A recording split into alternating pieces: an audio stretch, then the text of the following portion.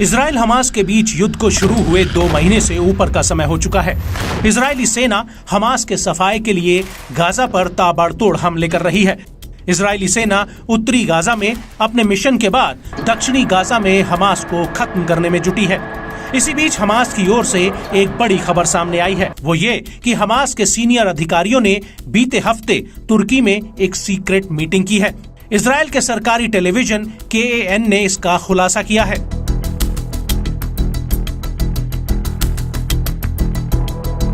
KAN के मुताबिक इस मीटिंग में हमास के राजनीतिक ब्यूरो के उपाध्यक्ष सालेह अल अरौरी और हमास के पूर्व प्रमुख खालिद मशाल शामिल हुए।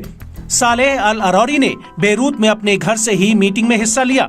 इसके अलावा हमास के कई अन्य वरिष्ठ अधिकारियों ने भी इस मीटिंग में हिस्सा लिया है।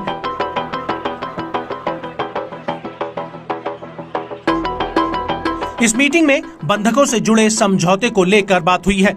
हालांकि हमास के नेता अभी तक युद्ध में हिजबुल्लाह की भूमिका को लेकर कोई निर्णय नहीं ले सके हैं। वहीं इस मीटिंग में तुर्की में होने से इजराइल की चिंता बढ़ गई है। तुर्की में मीटिंग को जानबूझकर रखा गया क्योंकि हमास नेताओं की बैठक के लिए इसे काफी सुरक्षित माना जाता है।